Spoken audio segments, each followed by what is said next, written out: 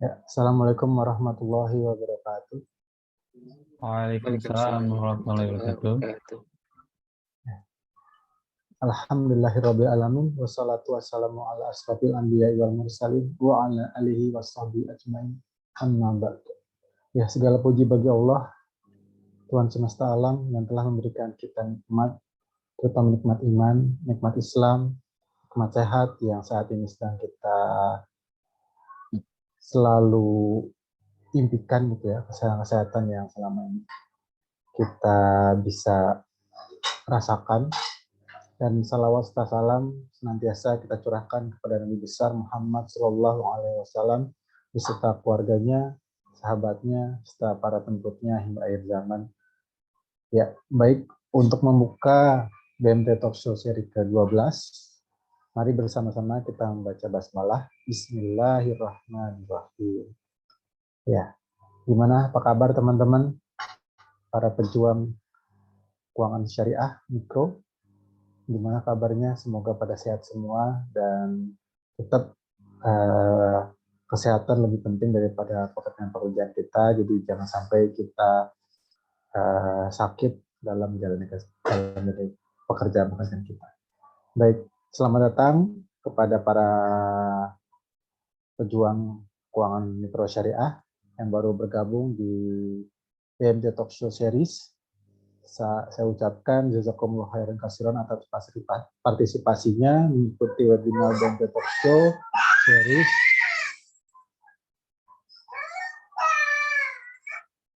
Ya,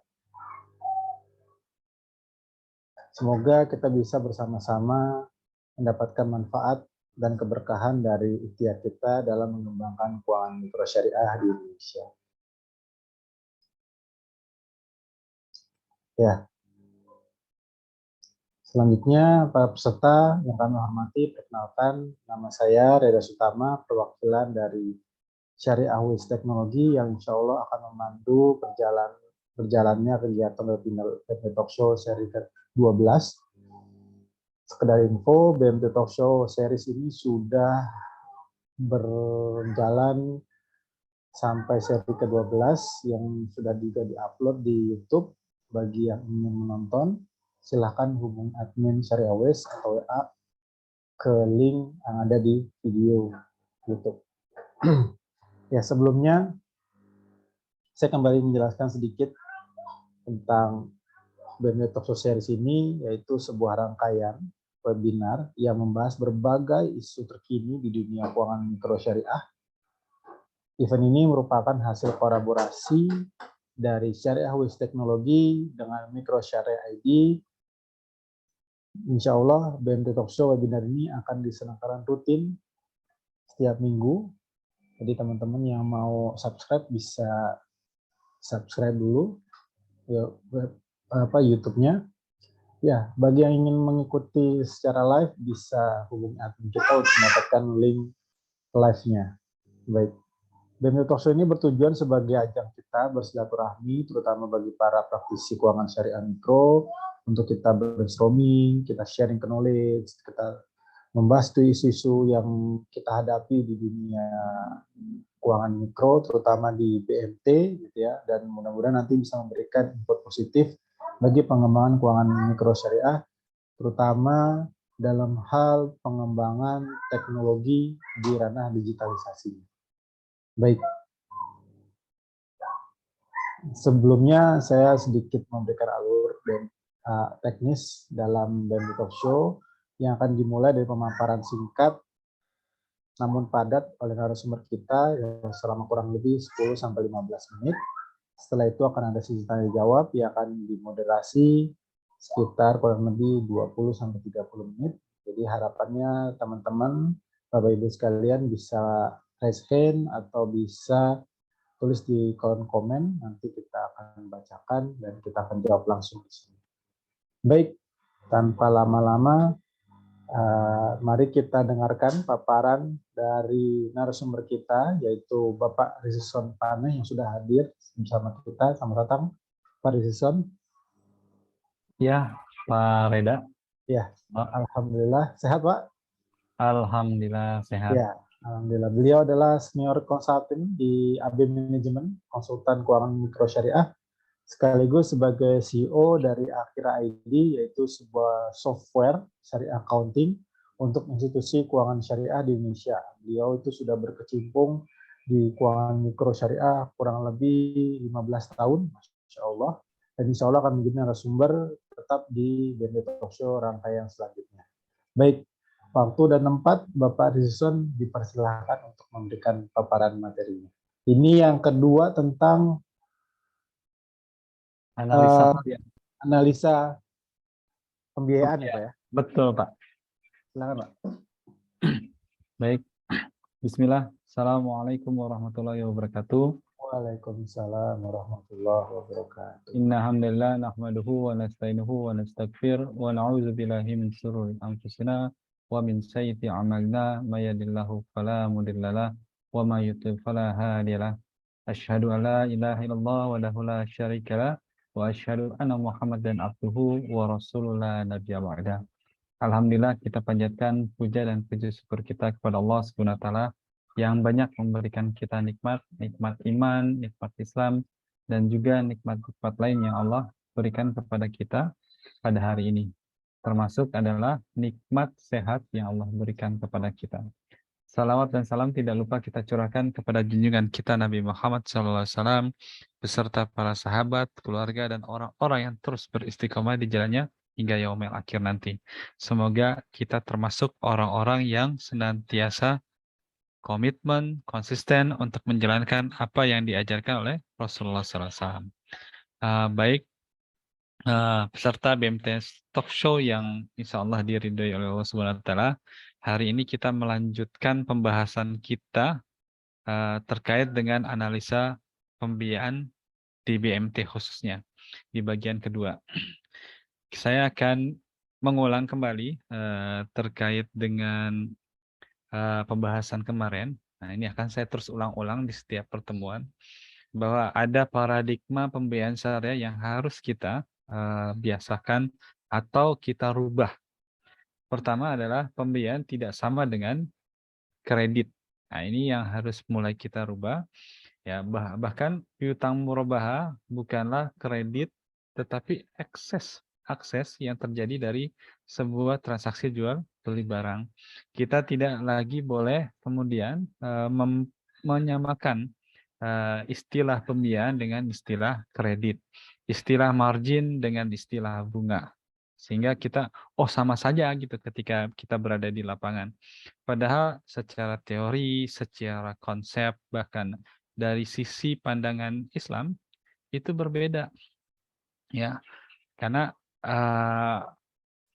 latar belakangnya beda, kemudian caranya berbeda, walaupun keduanya sama-sama mencapai tujuan yang sama, yaitu keuntungan. Tetapi ada keuntungan yang kemudian diridhoi oleh Allah Subhanahu Wa Taala, ada keuntungan yang kemudian diharamkan oleh Allah Subhanahu Wa Taala. Nah, ini menjadi pilihan kita.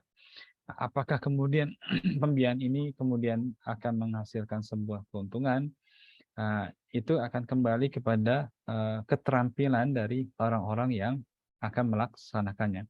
Apalagi kalau di dalam pandangan Islam, ya, yang namanya usaha atau sesuatu yang sifatnya ke depan, itu tidak ada yang bisa memastikan. Artinya ketika kita menjalankan usaha, ada kemungkinan kita rugi, ada kemungkinan kita untung.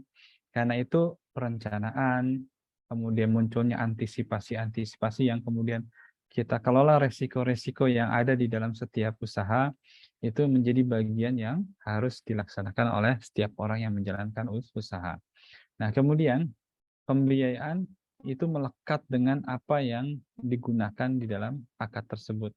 Misalnya seperti contoh yang kemudian saya sampaikan, mudharabah. Mudharabah ini bukan pinjaman berbagi hasil gitu. Jadi mudharabah itu adalah kerjasama usaha di mana ada satu pihak pemodal yang memberikan dananya 100% full terhadap pelaksanaan usaha yang dilakukan oleh orang yang memiliki usaha tersebut. Nah, ini harus kemudian menjadi pembiasaan. Kemudian kalau misalnya Murabaha itu artinya ada seseorang yang kemudian ingin difasilitasi untuk membeli barang. Ya, apakah barang itu untuk keperluan konsumtif atau kemudian barang itu digunakan untuk sesuatu yang sifatnya produktif untuk usaha. Nah, ini yang apa perlu kita biasakan di dalam paradigma pembiayaan syariah. Nah, kita lanjutkan kemudian pembahasan kita yang 2 minggu lalu. Nah, kita lanjut kepada kemarin kita terakhir membahas terkait dengan 5C dan 2C ya. Nah, sekarang kita akan lebih masuk ke dalam bagaimana teknis-teknis atau rincian dari yang bisa kita lakukan terhadap analisa pembayaran tersebut. Tapi pendekatan dalam analisa itu selalu dimulai dari pendekatan karakter. Artinya sebelum kita melakukan kerjasama dengan seseorang, kita paling tidak harus terlebih dahulu kenal dengan orang tersebut. Nah, seharusnya kalau di BMT, di koperasi itu jauh lebih mudah. Karena kenapa? Karena orang-orang yang datang kemudian memanfaatkan pinjaman atau pembiayaan atau kerjasama usaha itu biasanya adalah anggota-anggota. Cuman nanti berbeda dengan BMT yang kemudian mengembangkan sayap bisnisnya sehingga muncul atau bergabung banyak orang-orang yang lain yang bahkan lebih besar jangkauannya. Sehingga perlu lagi ada pendekatan karakter yang memang harus dibangun di dalam BMT tersebut gitu. Makanya selalu saja ada KTP kita minta, kemudian KK, kartu keluarga dan yang lain-lain itu dalam rangka kita mencoba untuk mengurangi resiko tidak kenal ya, dari tidak kenal menjadi kenal. Tahu alamat rumahnya di mana, dia ngontrak atau rumahnya punya sendiri, itu perlu kita pahami. Karena pendekatan karakter itu dimulai kita tahu siapa orang yang kemudian kita ajak kerjasama. Nah, kalau misalnya orangnya tidak kenal, baru kenal, kemudian kita langsung percaya kepada orang tersebut, nah itu resikonya sangat tinggi. Kenapa? Karena pada saat kita memberikan uang 1 juta rupiah saja pada orang lain, itu resiko uang itu tidak kembali itu adalah 100%. Karena itu kita perlu membedah bagaimana kemudian dari 100% itu bisa kita kendalikan, bahkan kita bisa kurangi sedikit demi sedikit resikonya. Karena itu pendekatan karakter itu menjadi penting. Ini baru sampai pada tahapan kenal saja nanti. Nah, nanti coba kita bahas lebih dalam di poin-poin di bawahnya. Nah, yang kedua adalah pendekatan kemampuan bayar. Selain hal-hal yang nanti kita pahami, baik itu karakter orangnya, kelayakan, bahkan jaminannya, itu adalah ada sesuatu yang harus kita pastikan terlebih dahulu ketika kita mau bekerja sama dengan orang lain. Ini orang bisa nggak mengembalikan uang 100% ke BMT? Nah, kalau misalnya kita nggak punya keyakinan atau misalnya masih ragu-ragu, nah sebaiknya jangan. Ya, karena tujuan kita yang ketika kita menyalurkan dana itu adalah supaya dana itu kembali 100% ke kita. Itu makanya ada analisa pembiayaan, kemudian ada survei, ada wawancara, kemudian ada hal-hal yang lain yang kita lakukan untuk memastikan hal-hal yang memang perlu kita pastikan di lapangan. Itu dalam rangka bahwa orang tersebut itu punya kemampuan untuk mengembalikan dana kepada kita 100%. Ini selain untung ya. Nanti kalau bicara untung belakangan dulu. Karena kalau misalnya, oh ini usahanya untung, pasti semua untung. Semua usaha yang nanti datang, kemudian diajukan kepada orang, itu nggak ada yang rugi. Semuanya pasti untung. Tapi yang jadi masalah adalah apakah orang tersebut itu punya kemampuan untuk mengembalikan. Ya, apakah nanti dari usahanya ataukah dari si pemberi proyek ya, kadang-kadang mungkin ada usaha-usaha yang kita biayai dalam bentuk proyek-proyek. Ya, ini juga harus kita pastikan bukan orangnya saja, bukan cuma usahanya saja, termasuk nanti orang yang memberikan proyek itu harus kita bisa analisa, ya kan? Cara pembayarannya seperti apa, proyeknya bagus, bahkan nasabah kita udah bagus atau anggota kita sudah bagus gitu kan. Tapi ternyata ada masalah di vendor yang memberikan proyek-proyek usaha, sehingga ketika dia terlambat, ya otomatis pengembalian dana ke kita juga terlambat. Nah, nanti setelah kemampuan membayar, ada lagi pendekatan kelayakan. Nah, ini layak atau tidak layak nanti dilihat dari usahanya. Misalnya layak itu bukan berarti juga dilihat dari misal dari usahanya bagus nih gitu. Tapi pada kenyataannya usahanya itu butuh waktu 3 tahun sampai 4 tahun untuk bisa mengembalikan dananya. Nah, ini berarti nggak masuk kelayakan. Atau misalnya tipe tipikal dari usahanya cukup bagus, tapi orangnya belum pengalaman. Nah, ini juga, bisa dinilai bisa jadi tidak layak. Sehingga nanti kalau BMT sudah umurnya panjang ya, lebih dari 10 tahun biasanya, itu punya experience yang cukup bagus di dalam menghadapi. Tapi syaratnya memang harus dicatat ya. Ada bagian-bagian orang yang mencatat pengalaman-pengalaman.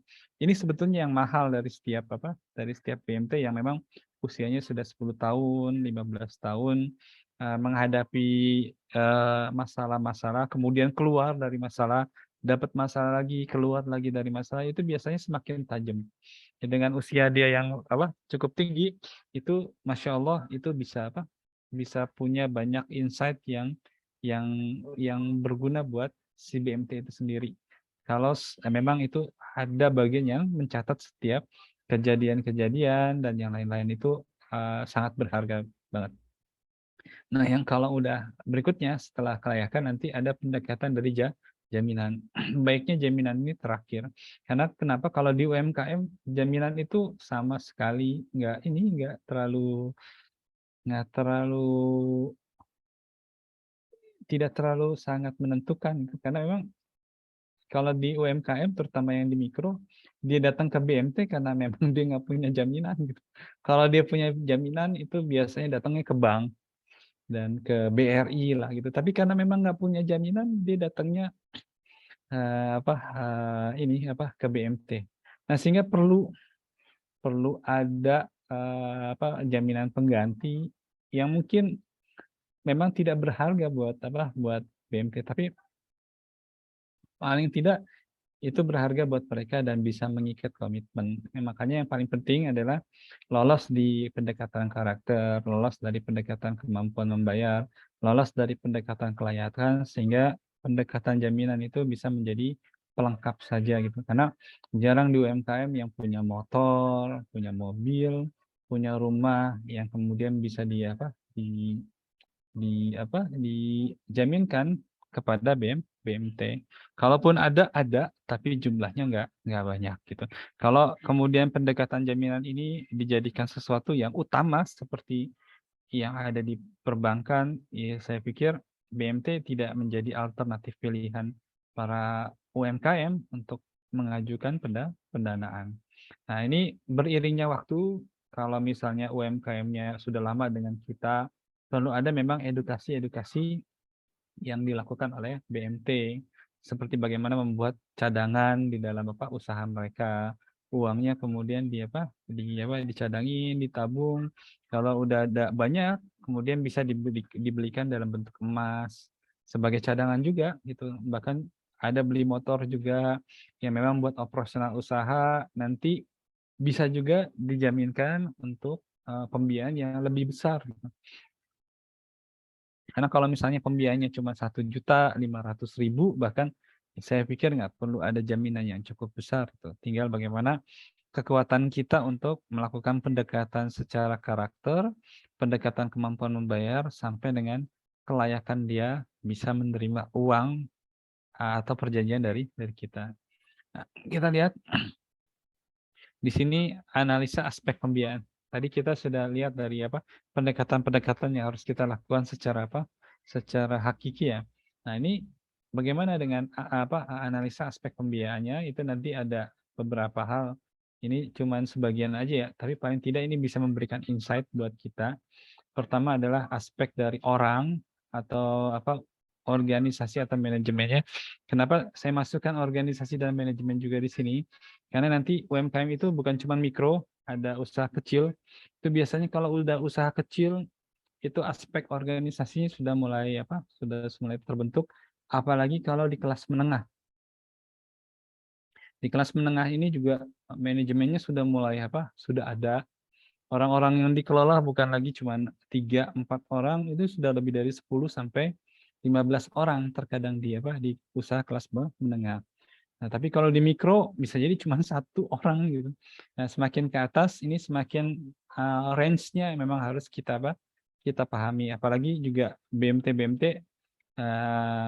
itu sangat variatif ya dari sisi nilai asetnya. Baik itu ada yang ratusan, miliaran, puluhan, ratusan miliar, bahkan ada yang triliunan. Jadi saya masukkan di sini analisa aspek dari sisi organisasi manajemen atau dari orang secara pribadi. Setelah itu aspek pemasaran dan penjualan. Kenapa ada penjualan atau pemasaran juga di sini? Yang biasanya kalau sudah masuk ke dalam usaha kecil itu aspek-aspek pemasaran itu sudah mulai terlihat. Ya, kalau di mikro mungkin lebih kental dengan aspek penjualannya dibandingkan aspek pemasaran. Nah, nanti bisa kita lihat. Nah, yang ketiga adalah aspek teknis, keuangan, jaminan, sampai dengan yuridis. Kenapa yuridis juga saya munculkan di sini? Karena untuk sektor di kecil dan menengah, itu biasanya sudah mulai ada aspek yuridis yang memang sudah jelas. Bahkan produk-produknya bahkan sudah ada yang ada portnya, sudah ada dari sisi izin yang jelas, bahkan ada logo sertifikasi halalnya. Nah ini kalau sudah masuk ke kecil sampai menengah, aspek-aspek yuridis itu sudah mulai diperhatikan karena kebutuhan mereka juga nggak sedikit lagi, ya sudah mulai di atas sepuluhan, puluhan, bahkan sampai dengan ratusan juta. Nah kita lihat analisa dari karakter. Nah, ini yang paling perlu kita lihat di awal. Lihatlah siapakah kawannya. Ya, ini kalau di aspek mikro seperti ini cara apa? Cara kita menganalisa. Lihat kawannya, lihat tetangganya, lihat sebelahnya dan lain-lain. Nah, ini harus kita dan ini nggak bisa sekali 2 kali gitu. Mungkin oh ini pembiayaan pertama cuma 500.000 nih. Oke lah dilihat dulu apa potret sedikit. Nanti yang kedua nanti kan ada catatan histori ya dari orang ya. Ini catatan record ini penting seperti kayak apa kayak dokter ya. Ya bahkan kalau dia pernah apa nggak bayar sekali ya atau angsurnya terlambat sekali itu ke detek gitu. Nah itu nanti perlu ada apa historis seperti itu nanti enak nanti kita bisa ngeliat nih orang selama kerja sama dengan kita itu gimana cara pembayarannya susah apa enggak ya kan kalau saat pencairan susah apa enggak biasa sih gampang-gampang semua pada saat pencairan tapi pada saat dia mengembalikan uang ini alasannya banyak atau tidak gitu kan di apa di SMS atau di WA sekarang itu cepet nggak ngebalasnya. Nah ini perlu dilihat siapakah kawannya. Kalau di dalam aspek nanti yang lebih besar untuk usaha-usaha yang kecil atau menengah, itu harus dilihat siapa vendornya, ya, di mana dia ngambil barangnya, ya kan. Kemudian dia kerjasama sama siapa? Ya, ini yang kerjasama oke nggak nih cara pembayarannya, orangnya gimana kita lihat lagi track recordnya. Wah kemana-mana, iya gitu. Itu itu kenapa akhirnya apa analisa ini perlu apa data historis. Jadi nggak kita lakukan semuanya, kita bisa lakukan step by step dalam setiap kali pencairan. Semakin lama semakin lengkap, semakin lama semakin detail gitu. Kalau makanya kalau orang baru kenal ya jangan dikasih gede dulu gitu, kecil dulu. Ya kalau misalnya wah ini bagus ya, tapi kita baru kenal nih. Ya nanti kita negosiasi lah sama dia. Pak, Bapak bagus nih tapi kita baru kenal gitu. Ini buat tes aja ya. Nah, mungkin sekian dulu dari pengajuan yang Bapak ajukan. Mau diterima kalau dia nggak mau terima ya nggak apa-apa gitu. Lebih baik nggak jadi daripada kemudian kita memaksakan sesuatu yang di luar SOP kita gitu. Ini pentingnya kita menjalankan sesuatu itu dengan tepat sesuai dengan SOP-nya. Karena kalau kita dalam pandangan Islam, kalau kita kemudian teratur bahkan menjalankan kegiatan operasional sesuai dengan aturan yang ada, Masya Allah itu akan menjadi nilai ibadah juga. Gitu. Kenapa? Karena kita amanah. Ya, ini jarang mungkin orang yang mengetahui hal tersebut. Ini bisa jadi ibadah. Ya, jangan khawatir dengan orang yang kemudian, waduh, kita kehilangan nih rezeki kita. Enggak, nanti insya Allah bakalan ada lagi yang datang asal jangan terburu-buru. Nah, ini pengalaman juga ya. Kadang-kadang kita kepancing, aduh ini kesempatan nih orang ini nih gitu, bagus gitu. Usahanya juga bagus gitu. Akhirnya kita tergiur dengan dengan hanya keuntungannya saja. Kita lupa dengan SOP yang sudah disepakati dalam proses rapat yang panjang. Bahkan di situ dibuka dengan bismillah dan ditutup juga dengan doa waktu membuat SOP-nya. Nah, ini kalau kita jalankan SOP-nya, insya Allah ini akan menjadi ibadah juga. Nah, nanti dilihat lagi bagaimana lingkungannya. Bagaimana menurut lingkungannya. Ada catatan kriminalnya dan lain. Nah, ini poin-poin yang perlu kita lihat dan masih banyak lagi sebetulnya. Nah, ini perlu dikembangkan dan saya yakin nanti setiap BMT itu kalau bicara analisa karakternya itu pasti beragam-ragam, nggak ada yang standar.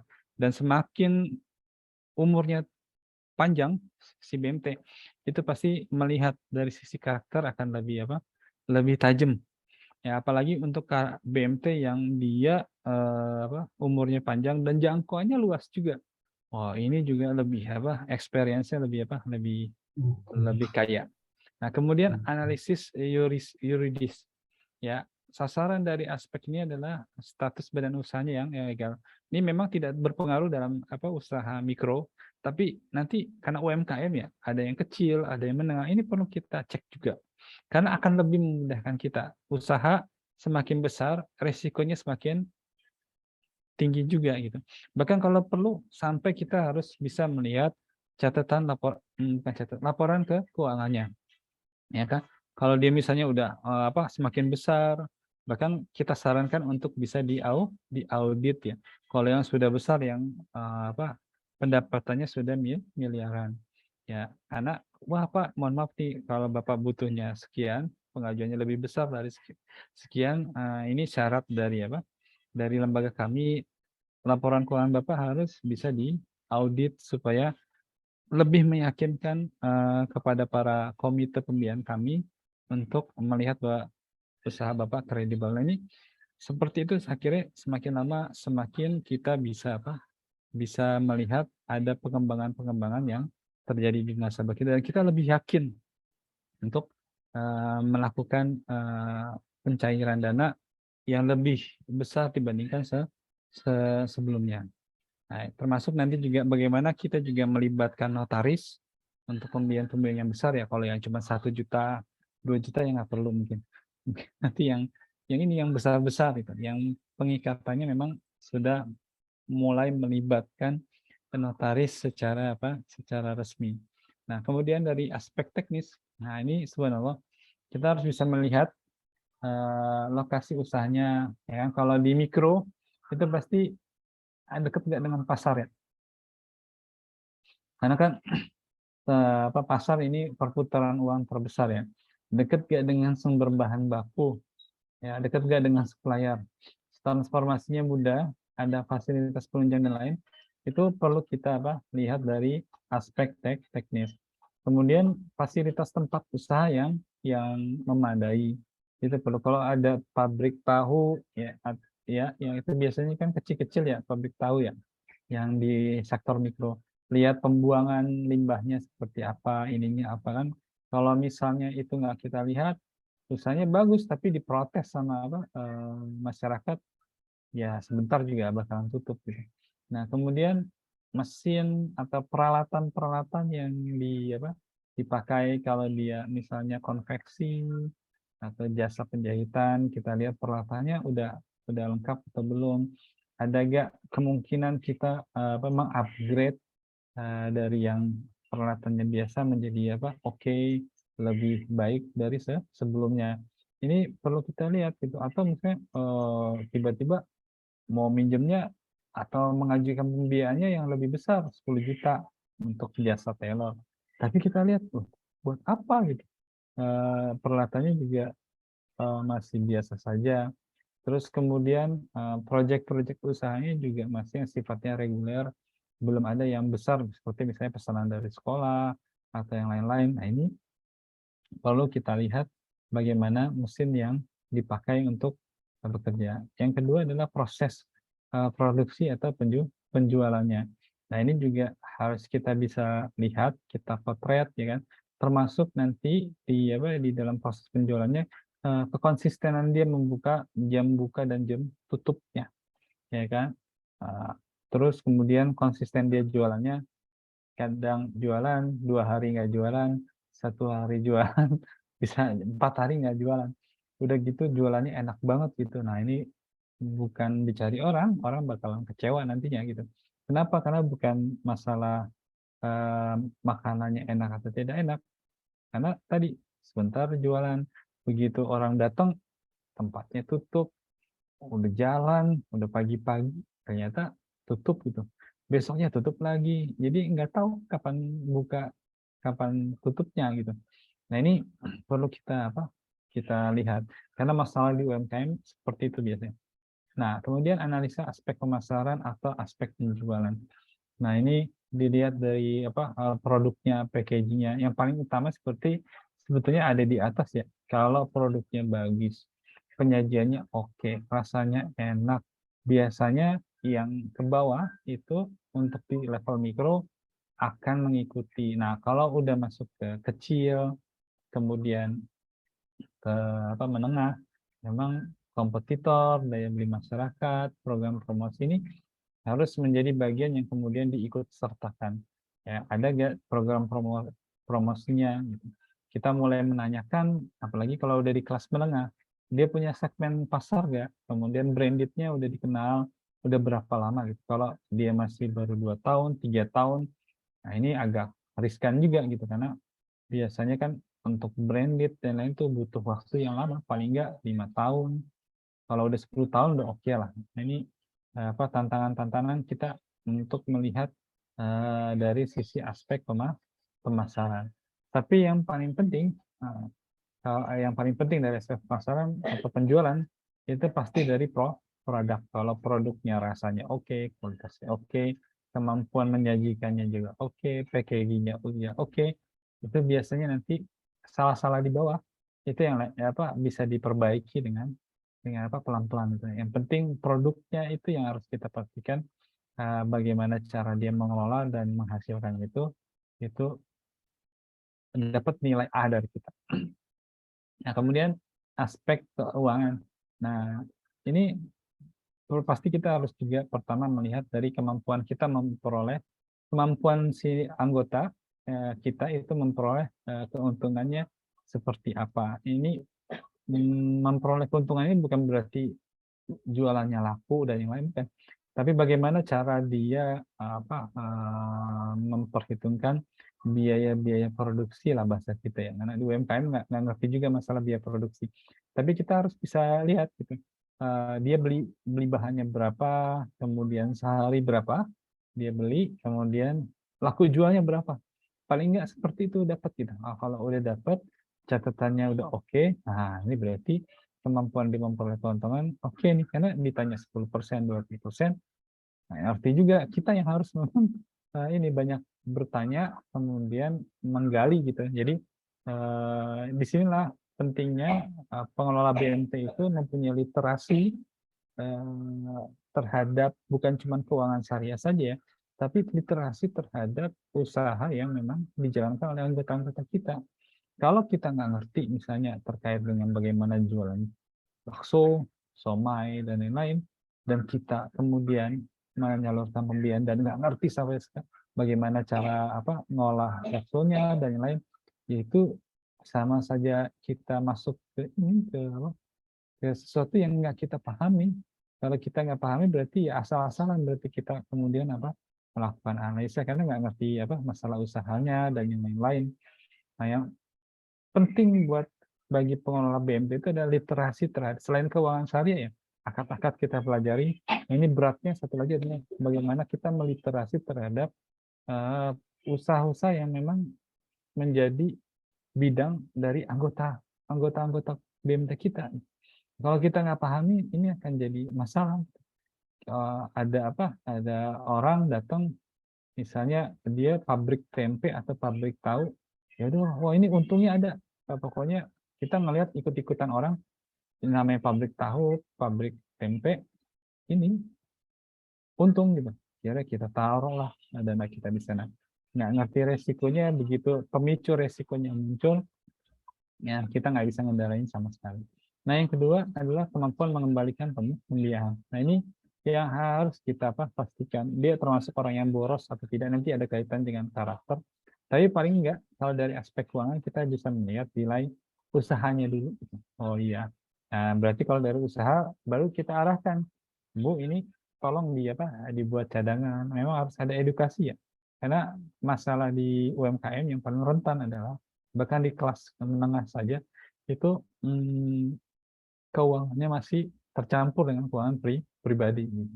Kecuali yang memang udah menengah, tapi udah mulai ada manajemen yang cukup rapih gitu. Tapi di kelas menengah saja itu masih saja ada yang tercampur sehingga ketika uang usaha kepake uang pribadi, waduh, repot. Nah ini kemampuan mengembalikan pembiayaan pasti terganggu. Bukan nggak ini ya, nggak bisa, tapi bisa jadi terganggu. Nah yang ketiga adalah analisa rasa-rasa keuangan yang lain. Nah ini juga harus kita lihat ya, dan ini yang hitung harus kita dari BMT. Ini satu lagi literasi terkait keuangan syariah yang harus dipelajari oleh para pengelola BMT. Dalam kaitannya dengan analisa pembiayaan mikro, ya, maka pendekatan yang sering dilakukan adalah kemampuan menabung, ya, saving power. Ini nggak harus bisa, karena yang namanya UMKM nggak punya bapaknya lagi. Gitu. Ya, kalau usaha-usaha besar itu ada bapaknya pemerintah. Kalau ini oh ya dibantuin, ada ini. Kalau UMKM siapa yang peduli? Nggak ada yang peduli juga gitu nanti kalau terjadi kebangkrutan, kemudian daya beli masyarakat tiba-tiba hilang, yang tadinya 100% jadi 10%, dan kita nggak punya cadangan, ya nggak ada yang ini, nggak ada yang kemudian membackup seperti usaha-usaha besar. Nah inilah yang harus kemudian diedukasi oleh BMT gitu, sehingga nanti kalau dia punya kemampuan menabung, paling tidak dia punya cadangan modal, sehingga kalaupun perhitungannya nanti kerjasama dengan BMT itu nggak terlalu benar-benar dalam kondisi yang tidak mampu bayar, tapi benar-benar mampu bayar gitu.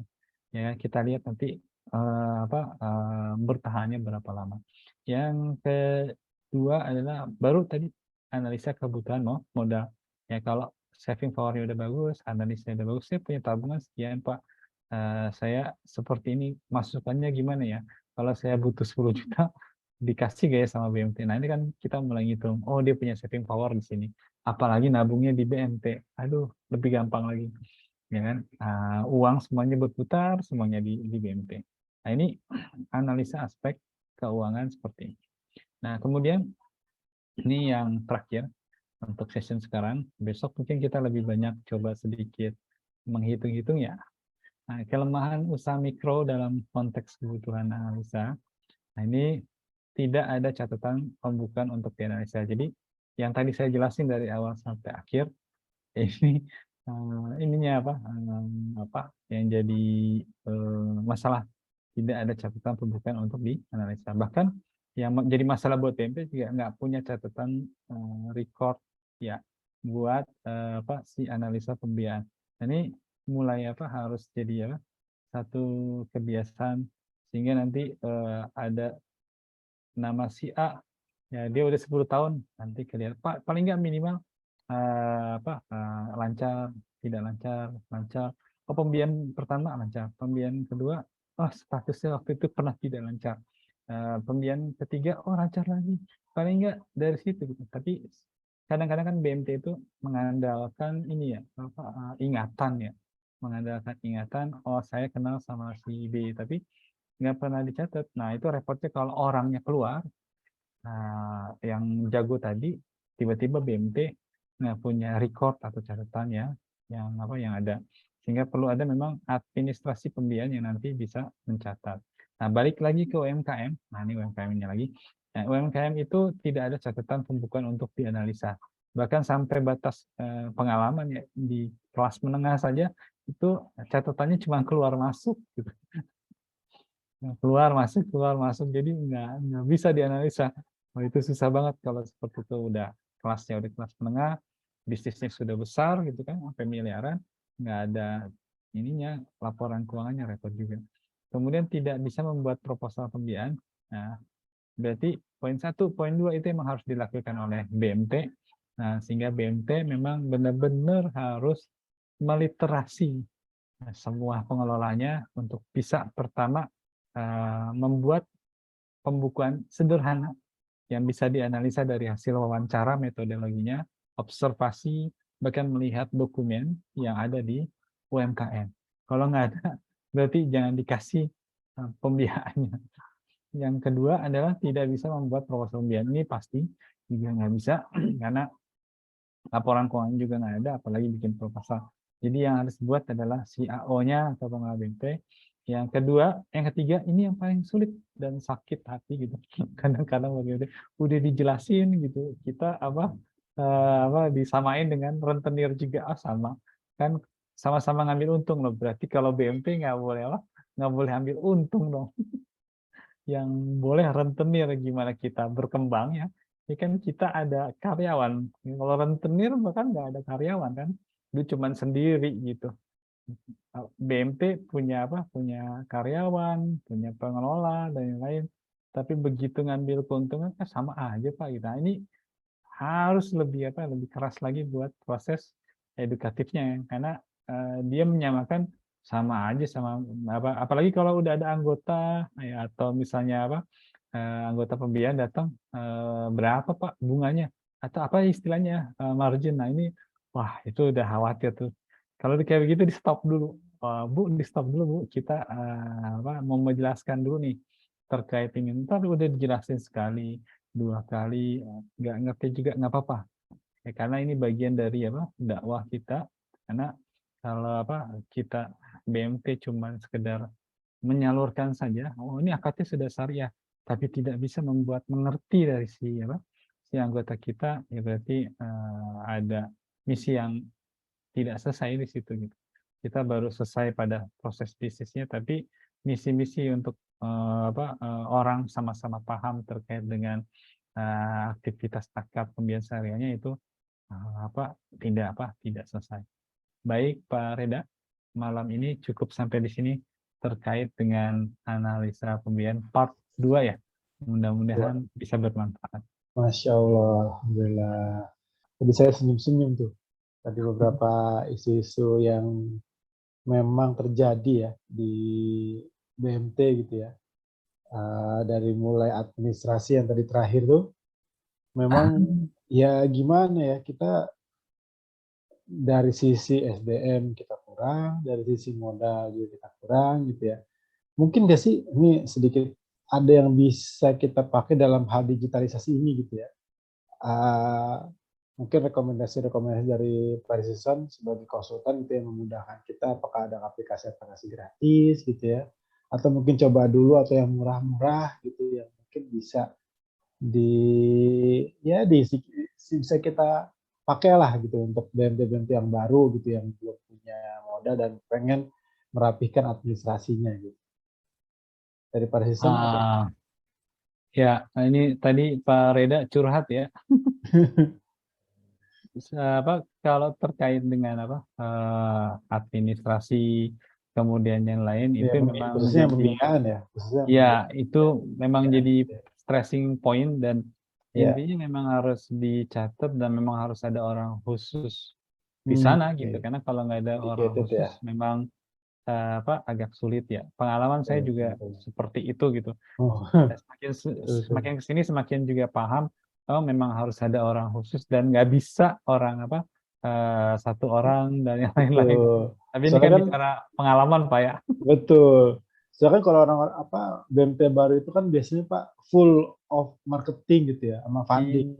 Iya Nah, betul. dia melupakan yang namanya background di belakangnya, administrasinya gitu. Jadi betul. administrasi kesannya udahlah gampang catat aja, yang penting kan kita jalan, running benar gitu. Tapi pada saat kita mau evaluasi, mana ya arsipnya? Nah itu kan biasanya baru terpikirkan gitu. Waduh kita Betul. nyari marketing, nyari funding kan, tapi pada saat kita mau coba rapikan, mau berkembang kan perlu ada evaluasi ya. Itu Iya. nggak ada. Ya. Nah ini sedikit ada pertanyaan nih Pak. Dan Oke. satu ini nyambung juga sih ke kita gitu ya. Ini terkait SDM. Apakah personil SDM di Mayoritas BMT Indonesia itu memiliki jadwal pelatihan khusus terkait dengan aspek kewirausahaan UMKM? Mengingat literasi SDM terkait aspek bisnis sangat dibutuhkan. Jadi ya tadi salah satu itu pertama administrasi di SDM administrasi, yang kedua Iya. ini tentang pengetahuan dia tentang UMKM gitu. Iya. Nah, ini Ada nggak tadi sih apa saya tuh? sebelumnya mungkin ini dulu nih yang Pak Reda ya terkait Ya, dengan aplikasi ya. Kalau aplikasi nah, itu apa memang tidak ada yang gratis gratis. Pak Reda ya. Ya, Tapi mungkin ada yang apa yang cukup murah. jadi alternatif ya buat apa Nah, BMT-BMT yang baru apa berdiri gitu. Bahkan oke. untuk yang pembiayaan juga ada khusus yang apa eh, disebutnya ini mungkin ya FOS ya, Oke. Financing Operation Iya, Support pos. Ya. System, yaitu sudah mulai banyak bisa dicari Oh, nama-namanya. Termasuk mungkin kalau misalnya apa teman-teman mau coba, Akira juga termasuk yang apa sederhana, kemudian ya. itu sifatnya juga cloud ya. Oke. Jadi cukup sewa aja gitu. Jadi apa nggak perlu diinstal di Oke. komputernya masing-masing. Yang perlu perlu maintenance Hmm, sampai jutaan, ada orang khusus kemudian jagain gitu. Nah, oke. nanti dengan Akira itu bisa apa? Bisa lebih apa? Lebih sederhana. Bahkan juga Ya. ada yang dibuat oleh beberapa orang yang terkait dengan pos ya. Analisa pembayarannya juga lebih apa? Lebih terdigitalisasi ya. Ya. Saya lupa namanya gitu. Mungkin nanti Mas Reda Oke. bisa menyampaikan Iya, iya. karena juga Oke. hal itu juga apa cukup membantu orang di awal. Kalau misalnya BMT memulainya dengan dari sisi manual, ya itu agak susah karena kita ada di bisnis keuangan. Nah, kalau bisnis keuangan itu yang dilihat bukan dari aspek bisnisnya pertama gitu. Ya, karena salah kalau misalnya orang dari aspek bisnis itu akan menggali ini sebetulnya resiko yang lebih besar. Nah, Hmm, kalau yang harus dilihat itu memang sebelum kita nginjek gas, itu sisi administratif itu yang harus apa oke. selesai dulu gitu. Kalau sisi Ya. administrasinya udah selesai, ya itu enak nginjek gasnya. Ya, mau Oke. jalan cepat, mau jalan ngebut, kita udah Hmm, ada gitu panduan yang apa ya. yang akan mengguidance kita. Itu tadi Oke. pertanyaan yang sebelumnya. Nah, kalau misalnya pelatihan-pelatihan yang bersifat UMKM, ini menarik Pak Reda gitu. Mungkin Ya. nanti cari iOS yang bisa apa bisa Ya. memfasilitasi gitu. Insya Karena Allah. memang belum ada hal-hal yang seperti itu.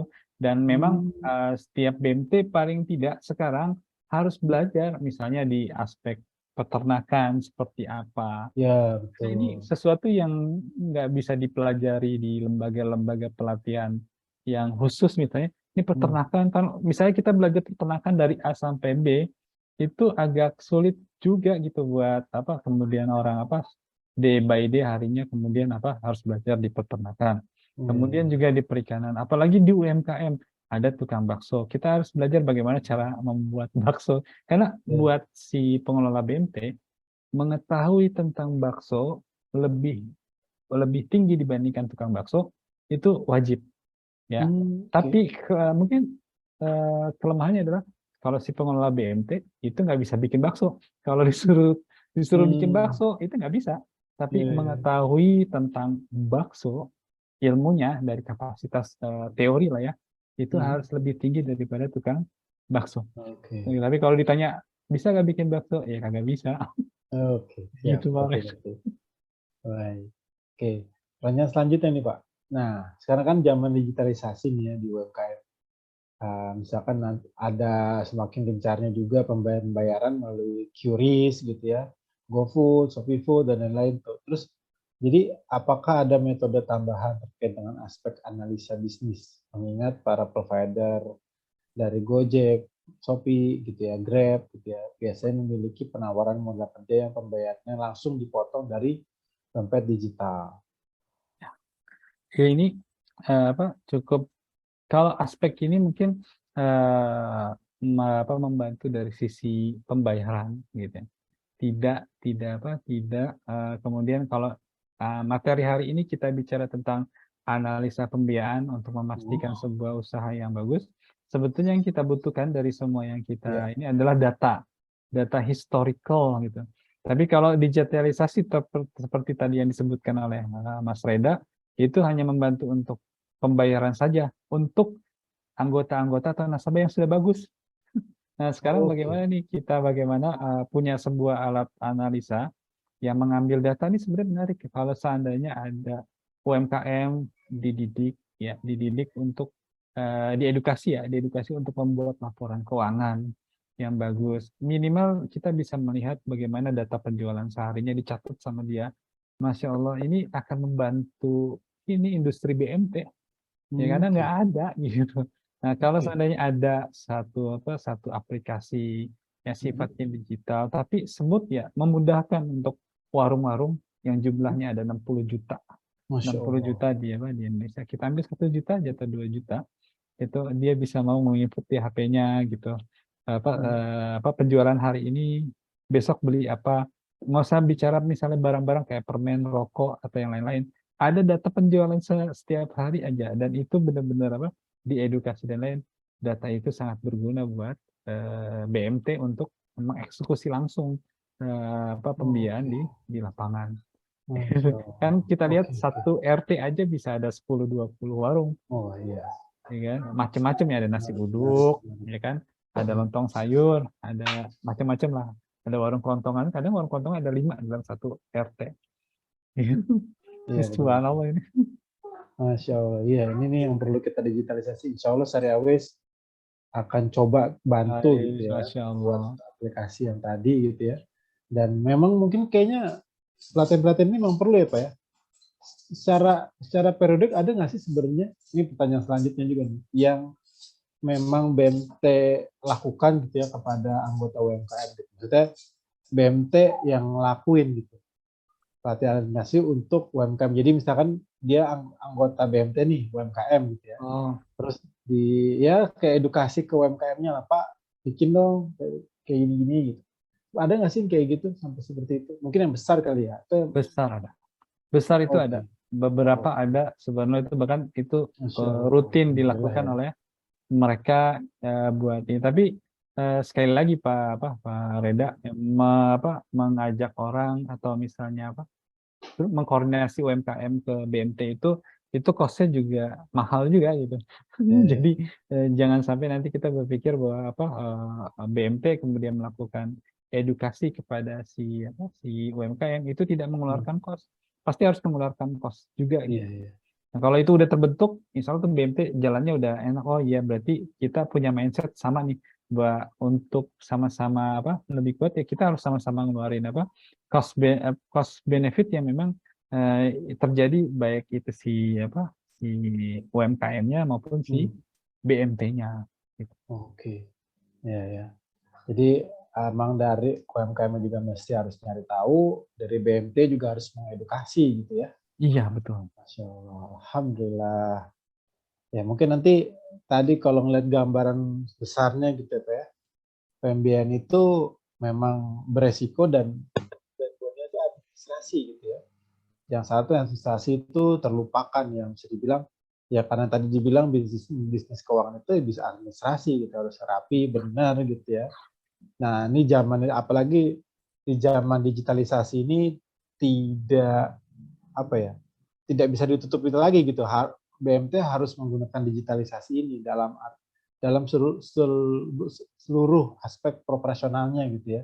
Mulai belajar digitalisasi, karena kalau manual pakai SDM terus menerus ya, pasti kan ada kesalahan gitu ya. Tapi kalau Iya. pakai teknologi digitalisasi gitu ya, mungkin pakai tadi softwarenya Akira dari punya Pak Rison, terus Oh nanti ya, mungkin itu saya nanti yang postnya namanya Syariat Station, Pak Reda. Syariat, ya. nanti bisa cari di Google buat Syariat Hmm. Station. Itu Ya. buat analisa aplikasi untuk analisa pembiayaan. Nah, itu teman-teman tuh. Jadi nanti bisa dicek gitu ya, Syariah Station. Nanti mungkin di situ ada pembiayaan-pembiayaan atau analisis pembiayaan seperti apa. Jadi mungkin teman-teman bisa cek gitu ya di aplikasi Syariah Station, atau mungkin dari yang lain ada yang teman-teman tahu bisa ditulis di kolom komen gitu ya. Mungkin nanti kita bisa sharing apa sih sebenarnya kebutuhan dari administrasi pembiayaan yang memang sangat dibutuhkan dan memudahkan teman-teman gitu seperti apa. Mungkin itu penutup dari saya. Terima kasih kepada Pak Rizwan Pane atas pemaparannya. Sama-sama. Masih ada satu kali lagi ya Pak ya untuk bagian Ya, pembiayaan Pak. mungkin sedikit nanti ada demo buat analisa pembiayanya, Pak. Masya Allah, ini dia nih. Ini dapurnya nih teman-teman ya. Jadi jangan sampai next agenda teman-teman nggak miss untuk ini. Jadi kalau emang mau diingatkan, bisa kontak ke admin kita supaya nanti bisa di reminder untuk menyimak obrolan kita tentang isu-isu terkini di keuangan mikro syariah. Baik, terima kasih Pak Rizwan Pane atas Sama-sama, Mas diskusinya Reda. malam hari ini, pemaparan materinya Masya Allah luar biasa insight-nya. Terima kasih teman-teman yang udah pada nyimak. Jazakumullah khairan katsiran atas partisipasinya Oh semua, iya. pertanyaan-pertanyaannya, dan kita bisa berjumpa lagi di next agenda BMD Talk Show series ke-13, masih tentang bagian yang analisa pembiayaan syariah, yaitu tentang nanti nextnya adalah caranya atau demonya. Baik, terima kasih atas attention-nya pada malam hari ini. Jazakumullah khairan katsiran Bapak Rizwan Pane. Terima kasih, semoga memberikan insight kepada teman-teman semua. Ya, kita tutup dengan baca hamdalah. Alhamdulillahirrahmanirrahim. Dan dapat majelis Subhanakallahumma wa bihamdika asyhadu an la ilaha illa anta Terima kasih. Assalamualaikum warahmatullahi wabarakatuh. Waalaikumsalam warahmatullahi wabarakatuh. Pamit, Mas Reda. Baik, terima kasih Pak Rizwan.